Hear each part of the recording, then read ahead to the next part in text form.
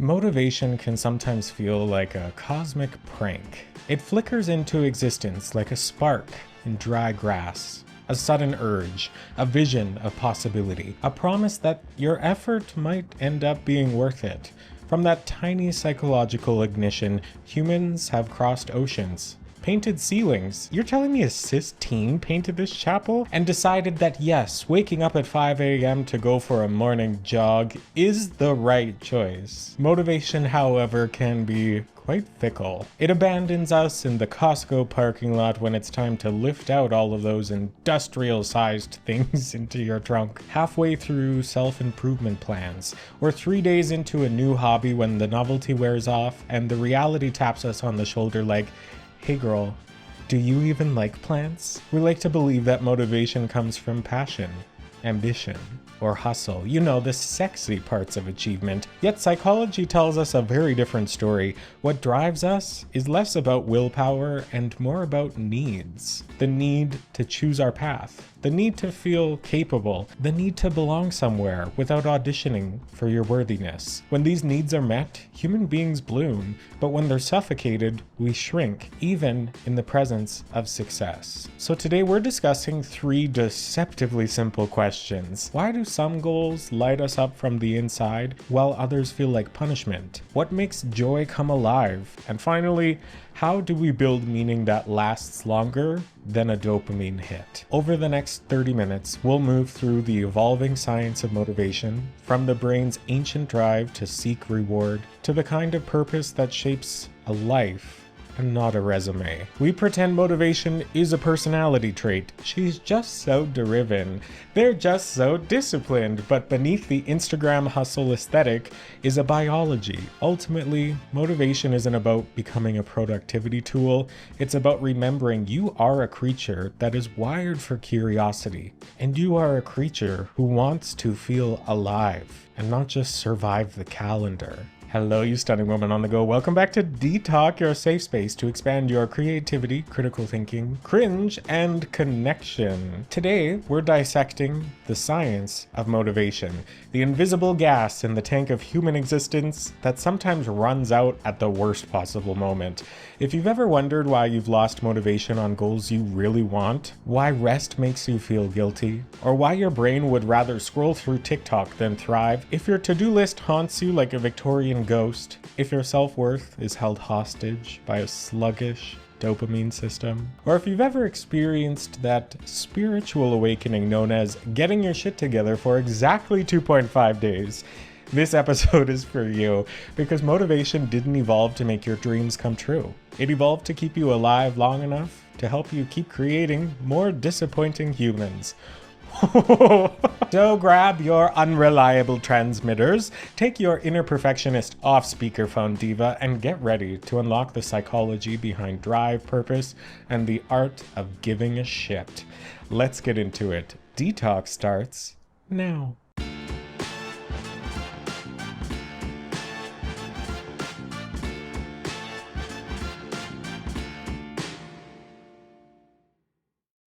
Motivation is a tiny spark, a neuronal prank that somehow convinces you to either write a dissertation or organize your novelty sock collection. It's the same spark that abandons you halfway through a grocery run, or 3 days into your journey of learning guitar. That's because motivation is less of a personality trait and more of a sophisticated biochemical reaction.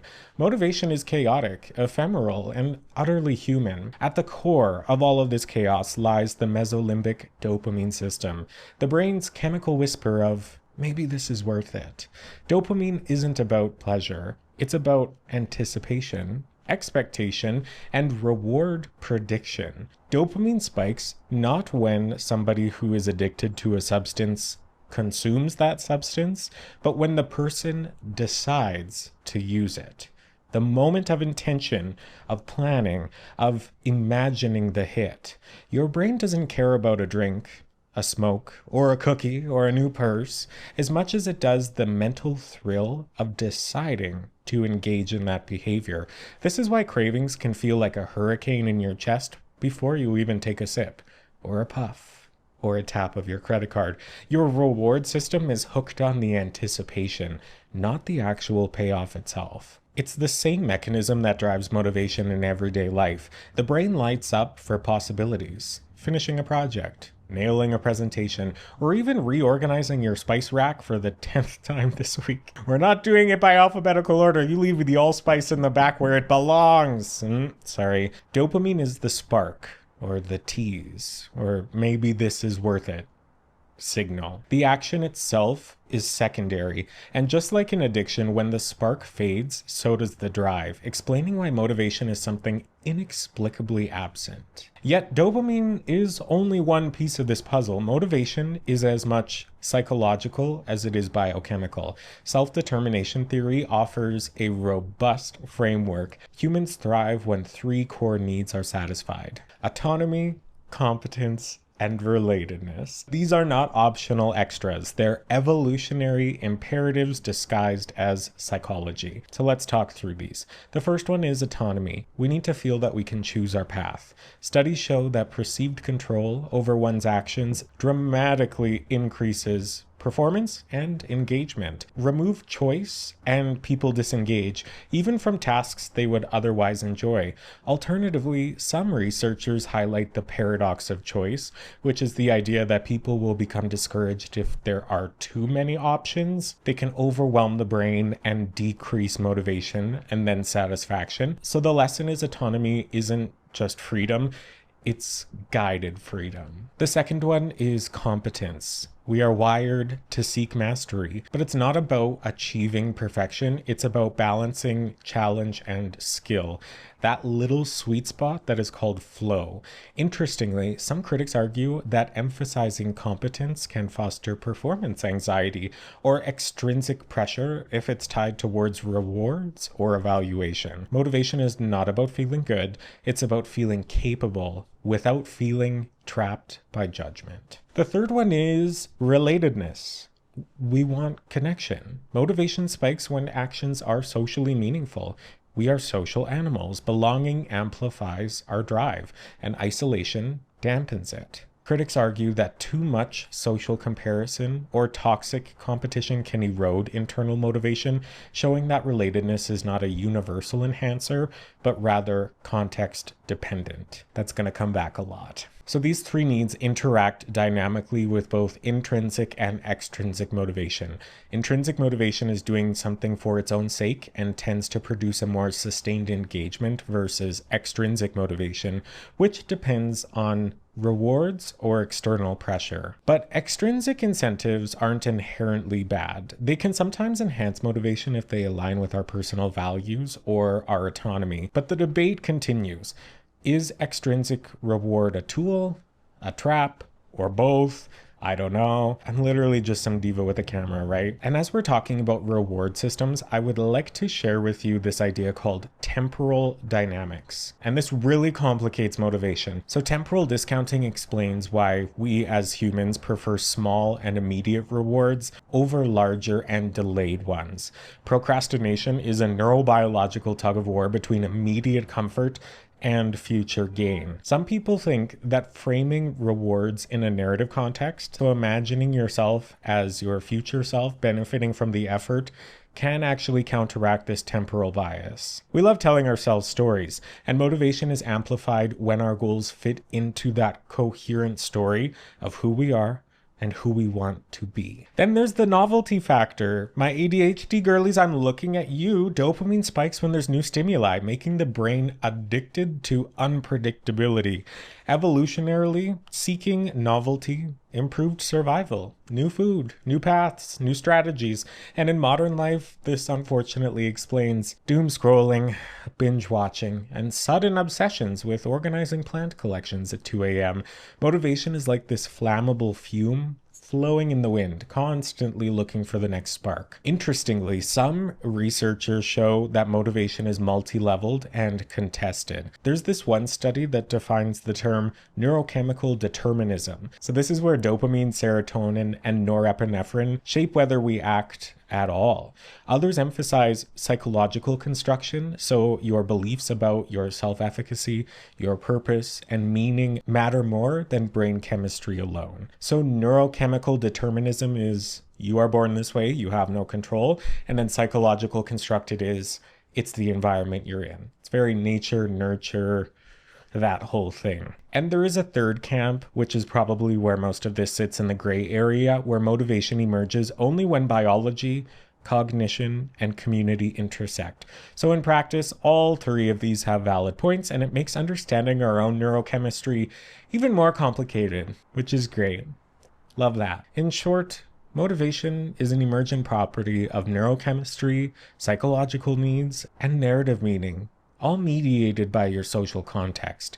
It's a chaotic, ephemeral, and stubbornly human process. Understanding this motivation doesn't really give you willpower, but it illuminates the scaffolding behind your own effort, curiosity, or obsession. I definitely feel these concepts in my daily life quite strongly when I decide that I'm going to do something, write a script, film a podcast episode, even just do my laundry, and suddenly I am a powerhouse superhero. I feel unstoppable. Ideas firing like a fireworks show. Dopamine? Girl, she's screaming. I'm convinced I could move mountains. And then suddenly, when I actually sit down to do it, my brain just kind of checks out and goes, cool, that was fun imagining it. I'm going to stare at this wall for a bit. It's so frustrating. I can actually discern the moment where my decision to do something actually gives me more of a dopamine buzz than doing the activity itself.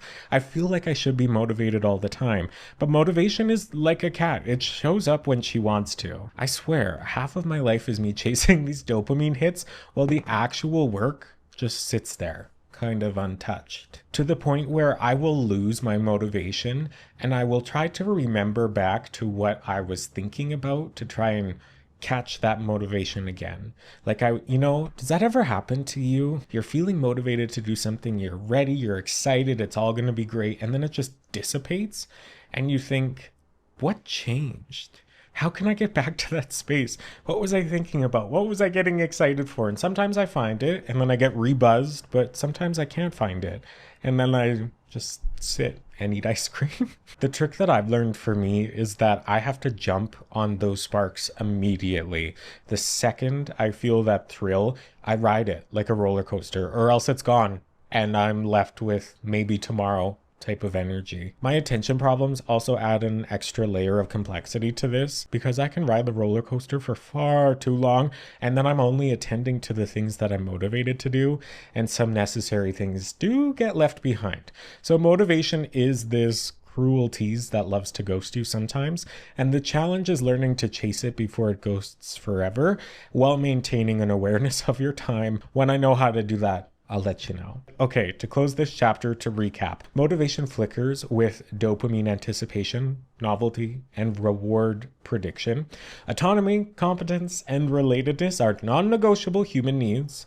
Intrinsic and extrinsic motivation interact in context-dependent ways. Internal narratives and meaning amplify this internal spark. And motivation is biological, psychological, and social, all at the same time. So the next thing we're going to talk about is flow, and this is when motivation becomes mastery. This is when that tiny spark turns into a raging inferno of focus, obsession, the kind of focus that makes hours disappear in the blink of an eye. Flow state is the unicorn of human experience. It's that rare state where your brain stops nagging you about laundry, or bills, or updating your TikTok, and suddenly you're not just doing something, you're in it. Every neuron is humming, time is irrelevant, and for a brief and glorious moment, the universe feels like it makes sense.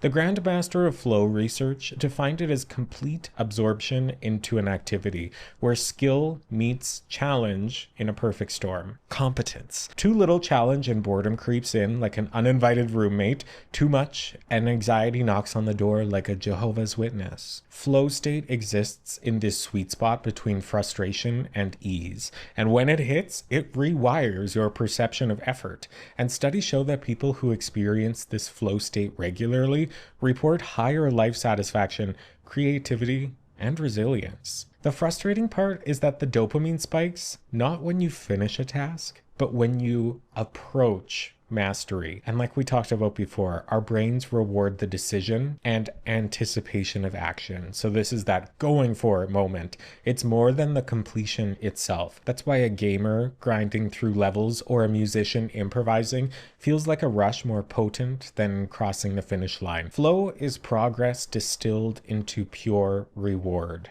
Flow also is not pleasure, it's fulfillment. There's a study that distinguishes hedonic well-being, which is fleeting joy, comfort, pleasure, from eudaimonic well-being, which is the deep satisfaction that comes from growth, mastery, and purpose. So like an artist painting for hours and not being paid for it, scientists who are scribbling equations that no one else understands or will ever see, musicians improvising a new song that not even they will be able to reproduce. They're not chasing Instagram likes. They're chasing the integrity of the task itself. That's the difference between I'm doing this because it feels good and I am this thing while I am doing it. Neuroscience offers more insight into this. So during flow, prefrontal cortex activity, which is usually responsible for self-monitoring, time perception, and executive control, temporarily downregulates, a phenomenon sometimes called transient hypofrontality. Your brain quiets that inner critic, the one that panics about deadlines, the judgment of mediocrity, and it frees up attention entirely for the task at hand. Simultaneously, our default mode network, which is the hub of mind-wandering and self-referential thought, reduces activity, which explains why hours vanish in what feels like minutes. Essentially, your brain rewires itself to be fully immersed in what you are doing. And the beauty of all of this is that flow can be cultivated. The right combination of challenge, skill, autonomy, all of these things prime the brain for immersion. Play, experimentation, creative freedom, all of these things matter. Things like improv, games, or tinkering with projects that train your attention, build up your tolerance for ambiguity and adaptability, and even small adjustments like micro goals, modifying your environment, and choosing tasks that stretch your skills can create these conditions. In schools, students who perceive autonomy and competence report more frequent flow and higher engagement. And in the workplace, intrinsically motivated employees often display creative problem solving and persistence because their neuronal reward system is engaged by mastery, not by paycheck. I felt flow the most when I'm editing videos. Like hours will disappear as I am hunched over my iPad, adjusting the clips, color grading the footage, putting in stupid cutaways. Your husband is gay! It's not the final product or the YouTube views that drive me. It is the act itself. My brain stops worrying about the notifications, the deadlines, the analytics, or the laundry that's been rotting in my washer for 2 days. I'm just doing it. The world contracts only until the task and the subtle thrill of progress exist. That's flow. That's what makes effort feel almost weightless, and why mundane tasks can feel electric when they're approached with curiosity and skill. Okay, to recap this chapter, flow is the meeting point between motivation and mastery. It's where humans transcend simple willpower and tap into something deeper. The neural alchemy that transforms curiosity into obsession and effort into joy. And when that happens, it's a reminder that motivation is more than a fuel tank that you fill. It's a playground that you get to design. Now it's time to talk about all the ways in which we fail. There's a lot of ways that this falls apart. So that's what we're going to talk about now. Diva, I need to give you the cold hard truth. Your brain sometimes wants to betray you. It does. Motivation is not a simple on-off switch. It's a system that is shaped by evolution, biology, and the context you're in, making it almost impossible to discern where it's coming from. And modern life exploits it at almost every loophole. The concept of ego depletion is simple but really interesting. And this describes that self-control is a finite resource. Exerting willpower on one task, like resisting a cookie, or holding back anger, reduces the mental energy available for subsequent tasks. So some experiments involved participants resisting cookies or chocolate or, a treat, and then performing tasks later requiring self-discipline. And those who resisted earlier temptations were more likely to give up or perform worse later. So then this study uses that to argue that self-control behaves like a muscle, and when you use it, it temporarily weakens.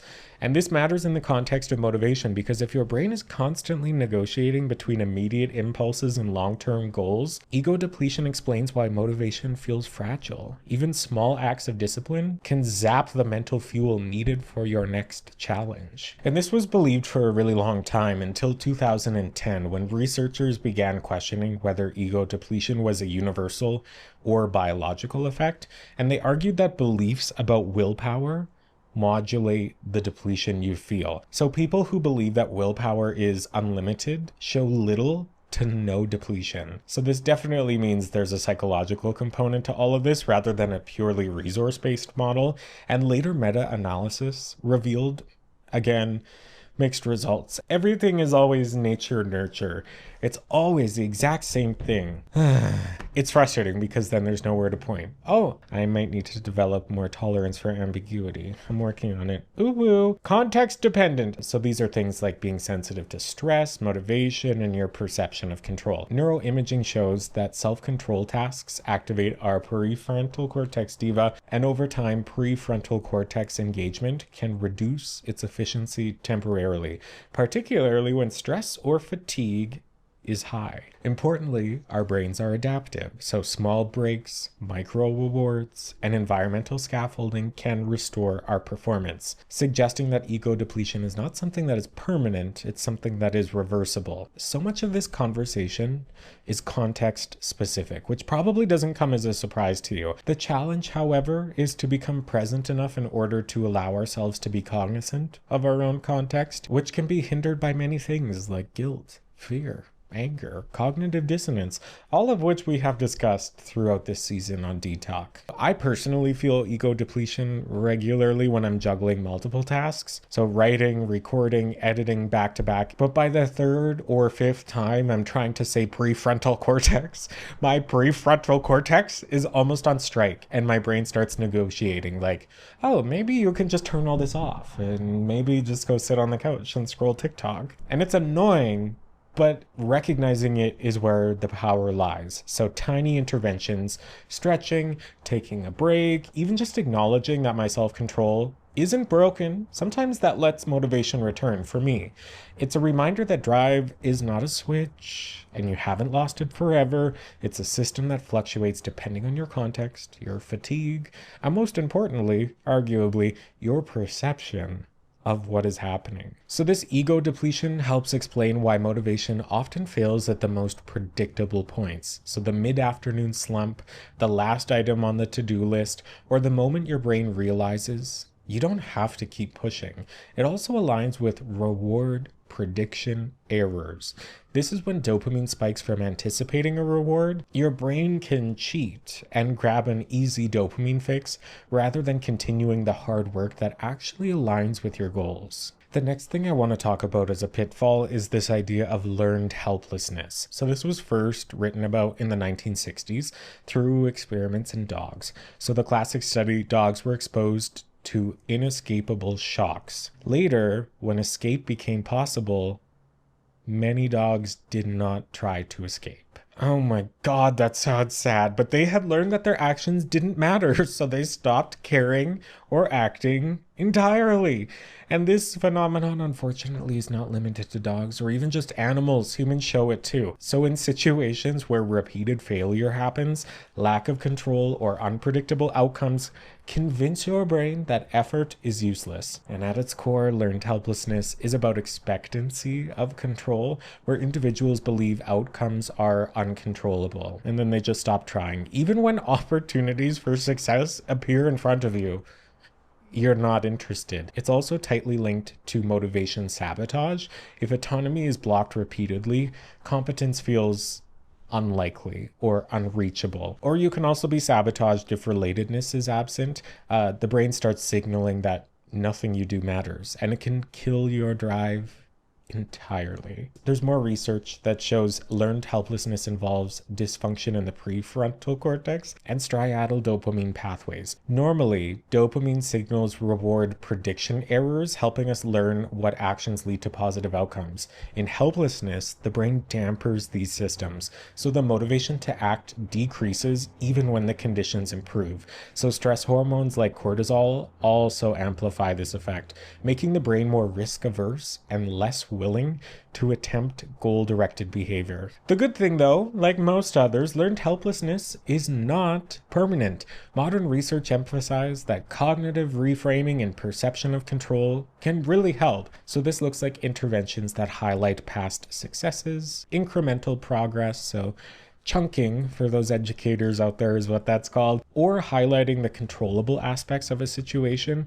All of these things can help restore motivation. Human responses also vary. So some individuals are very, very resilient to repeated failures, and some people are not, suggesting that personality traits like optimism or locus of control definitely modulate your susceptibility for this. In modern life, learned helplessness can show up in very subtle or not subtle ways. So feeling stuck in a dead-end job, endlessly scrolling on TikTok because nothing I do matters, or abandoning personal projects after repeated setbacks, it helps explain why people often self-sabotage. The brain has internalized that effort is futile. So quitting feels rational, even if your circumstances have changed. Recognizing it is part of the trick. By breaking tasks into smaller controllable steps or seeking external feedback, you can challenge that nothing works mindset. It's a reminder that motivation is not about desire. It's about perception of control and repeated wins, even tiny ones. Man, the pitfalls chapter is so much longer than everything else. Okay, another pitfall is the fear of failure. It's another sneaky saboteur within the concept of learned helplessness.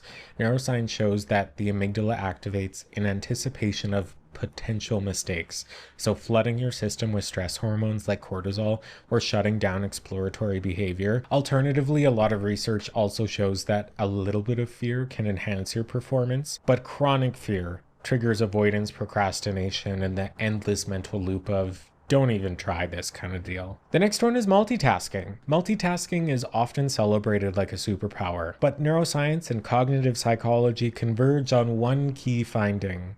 Multitasking is a myth. What we call multitasking is actually just rapid task switching. Social media notifications, email alerts, all of these things hijack your attention, fracturing focus and lowering intrinsic motivation to tackle meaningful work. Studies show that task switching increases errors, slows performance, and fatigues your prefrontal cortex. Each time your attention snaps from one thing to another, your brain essentially has to do a mini reset, reducing your immersion in a flow state and the deep focus that allows your mastery of a skill. Even short interruptions can compound over time. Research has demonstrated that it takes an average of 23 minutes to fully re-engage in a task after a distraction. Social media is a particularly insidious form of this. It hijacks our reward circuitry with unpredictable dopamine hits. So while it feels like you are focusing, your brain is constantly paying this hidden tax in lost focus, cognitive fatigue, and reduced creative output. Social media can also contribute to chronic stress, which floods the prefrontal cortex with cortisol, blah, blah, blah. We know all that. In short, the same culture that preaches hustle often sabotages the very state of flow, which allows human beings to thrive.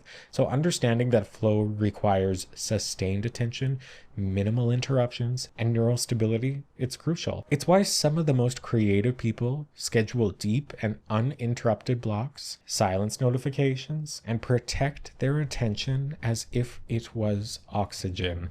Many of us are aware who we're supporting when we spend our money, but lack an awareness of where we are spending our attention. Arguably, a more limited and important resource. Ultimately, motivation sabotage is inevitable. Understanding ego depletion, learned helplessness, task switching, reward prediction errors, and the starvation of basic psychological needs gives you a map to navigate it. You are not weak. You are wired for survival, for curiosity, and occasional chaos. The challenge is working with your brain and not against it, and finding strategies that allow you to thrive even when it wants to sabotage you. Okay, our last chapter, we're going to talk about building meaning and purpose. If motivation is the spark, purpose is the fire. A fleeting dopamine hit can get you to open your notebook, start a project, or binge watch a documentary on competitive yo-yoing. I don't know. But lasting fulfillment requires more than just adrenaline surges and hustle vibes. It's about building a life scaffolded on meaning, identity, and the story. It's about creating a life story where your needs are woven into your day-to-day life. When what you do aligns with who you are or who you aspire to be, motivation stops being this fleeting spark that you have to chase and becomes a self-sustaining glow. Researchers call this self-concordant goal pursuit. Most of us are not actually motivated by what we think we should be chasing. Capitalism, social media, the whole success industrial complex has tricked us into believing that working ourselves to death and getting a degree we might not care about, buying a house, getting married, the white picket fence, blah, blah, blah, all of those things are the ultimate life plan. But the truth is, many of us don't want that. We don't care about that. And it's not that we lack motivation, it's that we've been handed goals that are fundamentally boring. Sorry, they're externally imposed and completely misaligned with what makes us feel alive. So self-concordant goal pursuit is the antidote to this trap. Research shows that when goals are aligned with our core values, our identity, or intrinsic desires, motivation doesn't flicker, but rather burns steadily. Life is not about checking boxes, but about building something that matters to you. The dopamine spikes, the flow, the sense of purpose, they're all amplified because the brain recognizes everything you do as meaningful if it aligns with who you are and you like who you are. Pursuing somebody else's blueprint might get you applause, it might get you a paycheck or a perfectly staged Instagram grid, but it won't fill you up. Real motivation comes from chasing the things that feel like yours, the goals that make you forget about your laundry, your deadlines, or maybe even TikTok. So, it can be overwhelming to realize that many of us are working towards goals that don't align with our values. I get it. It can be really helpful to set micro goals. So micro goals are basically tiny bite-sized steps that you take towards a bigger goal. So instead of looking up at a mountain of all the things and immediately panicking, you break it down into small possible chunks that are actually doable. The key here is momentum. So each micro goal gives your brain a small hit of satisfaction and progress, which fuels dopamine and it keeps you moving. My biggest strategy with micro goals is the organization of every task. So if I'm writing a script for a podcast, I will create a document, create the skeleton, collect my resources, and make everything look aesthetically pleasing until I get into the creative part of actually forming the script itself. So I often utilize my motivation for organization because I'm always motivated to make things organized, you know? That sweet, sweet sound of organization. I love it. Can't help myself. And I do this because I can escape the trap of being in a flow state while creating and falling demotivated by the demand of an organizational or administrative task later on. Because if I'm motivated for organization, I'm not likely to quickly be motivated by something creative, and vice versa. My motivation for creativity usually is not followed by organization, you know, so I do them in separate pieces. Essentially, it's breaking up the task's components in my mind based on my values and self-identified patterns of behavior in order to set myself up for success for when my creativity is most readily available. Then aligning your tasks with your values and identity can really make sure that even mundane work has a hidden current of satisfaction underneath. So hedonic pleasures, these are the simple, cheap ways of getting the hit, so sugar, scrolling, that kind of stuff. Eudaimonic experience, though, grounded in growth, mastery, and contribution, those things stick. Something else that's really important is social scaffolding. So feedback loops from your parents, your teachers, your mentors, even a brutally honest friend. All of those things anchor us. We evolved as social animals, so our brains are designed to measure meaning in connection. So a shared laugh at a failed experiment, encouragement after a shaky first attempt, or witnessing somebody else thrive or fail, it all fuels motivation because the brain craves both competence and belonging. At the end of the day, my most practical tip is play. Seriously, your brain isn't simply a processing unit, it's a curiosity engine. Improv games, role-playing, creative subjects, even those weird obsessive hobbies that you pretend are pointless, train your brain to experiment, tolerate uncertainty, and find joy in mastery. In other words, your brain actually learns what it loves by doing it. It's so frustrating because I feel like most people are so hard on themselves and they go, I can't paint. I'm so bad at painting. And I'm like, fuck. It doesn't matter if you're good at anyway. When I sit down to film a podcast episode, it starts as an obligation, right? I have my script, a camera, a schedule, but as I lean into the process, letting humor, storytelling, and curiosity guide me, it shifts. Hours feel like minutes. Ideas flow freely. Even mistakes like flubbing a joke or losing track in editing become a part of the narrative itself instead of a punishment. Motivation isn't about forcing myself to finish this. It's about shaping my environment, my habits, and my identity so that finishing becomes inevitable. Holy shit, this is so... Everything I do is so meta. Okay, we're almost done. Stay with me. Ultimately, motivation and purpose aren't external prizes or social media aesthetics. They are emergent properties of a brain living in alignment with values, identity, and your social context. You build it through small intentional steps like social scaffolding, playful exploration, and reflection. The neural circuits will follow suit, slowly but inevitably wiring you towards a life that doesn't just get you out of bed. It makes you want to rise, to create, and to exist fully. In conclusion, motivation is a messy, unreliable little gremlin that shows up when it wants, ghosts you when it's bored, and sometimes leaves you staring at a blank wall, wondering why you are even here. And yet, here you are, still watching, still thinking, still trying. And that's the point. Motivation is not magic, it's a system. And there are guidelines to the system. So here's the cheat code. Chase what lights you up. Break tasks into the tiniest, most ridiculous micro steps. Build space for flow. Protect your focus like it's a rare collectible. And surround yourself with people that amplify your spark, rather than smothering it. Literally stop doing what everybody else tells you to do.